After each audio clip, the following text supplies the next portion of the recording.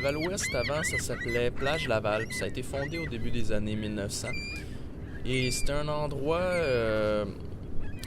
où est-ce que les riches anglophones prenaient leurs vacances. C'était un bel endroit, la rivière était pas polluée, puis il faisait quand même chaud l'été.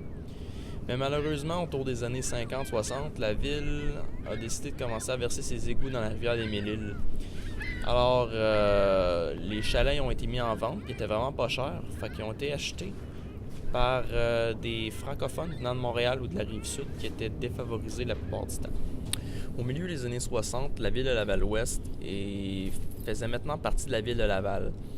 Alors là, il y a eu des nouvelles maisons qui sont construites puis qui se sont mixées avec les anciens chalets, puis ça coûtait vraiment pas cher dans le temps. Alors ça a attiré plus de monde, des gens de la classe ouvrière. Mais malheureusement aussi, ça a attiré les Hells Angels, qui avaient un bunker dans la photo ici qu'on voyait, mais qui a été rasé. Donc ça a amené le crime organisé, et évidemment, qui dit plus de population, dit plus de pollution. Alors la rivière était de plus en plus polluée. Heureusement, depuis le début des années 90, les choses vont un peu mieux. Il y a des nouvelles maisons, il y a des nouveaux commerces qui s'installent. Et il me semblerait que la ville a commencé à investir enfin dans notre beau quartier.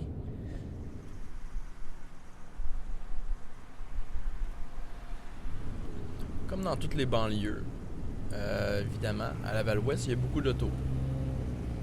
Des vieilles autos surtout. Mais il y a une chose que, en prenant les photos, j'ai remarqué, une chose assez étonnante. C'est peut-être pas étonnant. C'est peut-être relié au fait qu'il y a beaucoup de gens de la classe ouvrière qui habitent ici. C'est qu'il y a un nombre ridicule de pick-up et de minivan. C'en est presque troublant. On dirait que la moitié des autos à Laval-Ouest, c'est ça. Puis un autre fait que j'ai remarqué, c'est que les gens, certaines personnes ont l'air de prendre plus d'importance à ranger leur auto, à s'acheter des autos, à nettoyer leur auto, qu'ils accordent de l'importance à avoir un beau terrain ou une belle maison. Mais bon, c'est des valeurs différentes. À Laval-Ouest, il y a beaucoup de bâtiments que j'appelle des cursed buildings. C'est des bâtiments qui sont normalement sur les boulevards, puis qui sont des petits commerces qui, la plupart d'entre eux, il n'y a jamais personne qui va là, il n'y a jamais personne qui achète quelque chose, on ne voit jamais personne. Alors la plupart d'entre eux ferment en dedans d'un an. Moi, personnellement, je pense que c'est peut-être des fronts puis qu'il se passe des choses louches dans le sous-sol.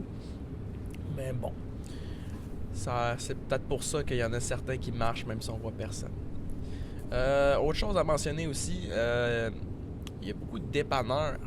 Les dépanneurs, c'est une chose très importante. C'est très lucratif, ça marche beaucoup. Il y a même certains dépanneurs qu'on peut louer des films. Moi, je croyais qu'on voyait juste ça dans les villages, mais il y en a à Laval-Ouest aussi.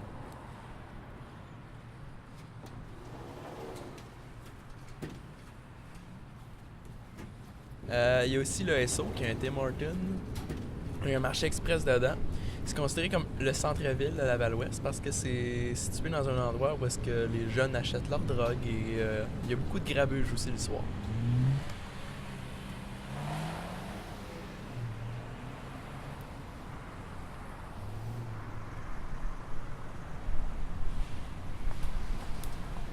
À Laval-Ouest, il y a 2 épiceries. Le IGA Quintal et Frères ainsi que le métro Perrier-Martel. Au début, il y avait juste le IGA qui s'appelait avant Steinberg, mais qui s'est fait acheter par la franchise IGA. Et c'était la paix pour quelques années. Mais malheureusement, la méchante franchise métro s'est venue s'installer à la fin des années 90. Depuis ce temps-là, il y a une guerre qui se livre.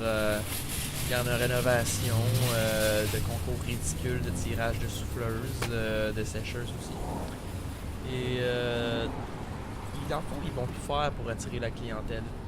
Et il y a une chose que j'ai remarqué, c'est qu'avec les rénovations, c'est probablement les plus beaux bâtiments de Laval-Ouest, mais ça suit tellement pas le reste.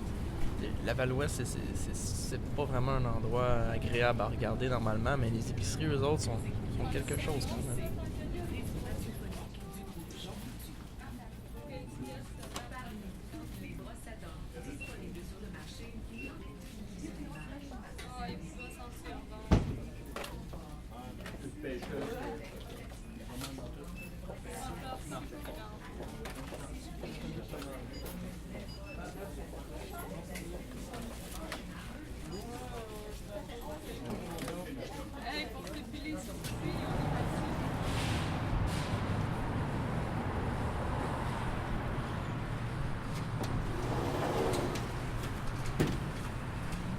la restauration à Laval-Ouest, il y a beaucoup de petits restaurants qui, pour des raisons obscures, restent en vie parce que la plupart d'entre eux servent de la bouffe qu'on pourrait qualifier de douteuse. Mais, bon, comme je vous dis, ces petits restaurants-là attirent aussi la clientèle qui semble être des hommes et des femmes de 50 ans et plus. Ce qui est une chose particulière parce que c'est rare que tu vois des jeunes dans ces endroits-là. Les jeunes, ils se tiennent plus au Hamir puis au Subway puis tout ça, au Tim Hortons aussi. Le Hamir, je tiens à dire que ça peut être un endroit épeurant pour certains habitants xénophobes de Laval-Ouest. C'est de la nourriture libanaise. Ça fait peur. Le petit restaurant le plus notable à Laval-Ouest, c'est l'Alpha. Il n'y a pas grand monde qui ose rentrer, mais j'ai entendu des échos. Un petit oiseau me dit que c'était pas si pire que ça.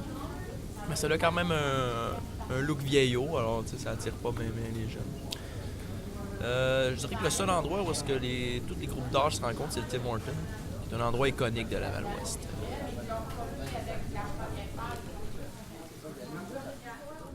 À Laval-Ouest, on a 3 bars qui fonctionnent très bien. Le O'Brien, le Relax et le Vieux Barry. C'est des endroits qui sont remplis même le dimanche après-midi. Pas le droit de boire de bière, pas le droit de te parler. Ah, barnac, ça va bien, aussi. Je parle d'une petite brasserie, toi. Qui fait ouais, Les règlements, ils changent. aux 5 minutes. Alors, t'as le droit de parler. Ah, ok, merci.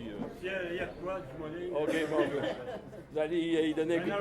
C'est Vous allez y donner un coup de baguette. un autre divorce qui s'en vient. À Laval-Ouest, on a la bibliothèque Philippe Panton, qui est un endroit malheureusement souvent vide. On a 2 écoles primaires réparties en 5 pavillons aussi.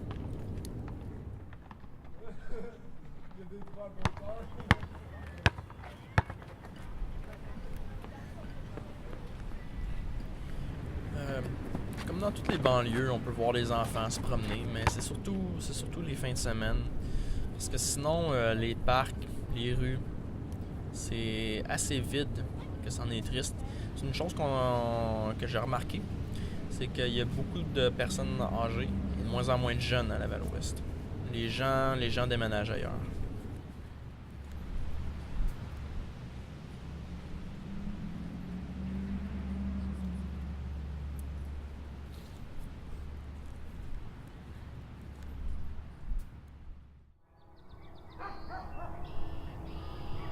À Laval-Ouest, on peut entendre les cloches de l'église. C'est vraiment un beau son. Mais malheureusement, elles viennent d'une autre église à Saint-Eustache. Parce qu'à Laval-Ouest, on a une église, c'est l'église Saint-Théophile.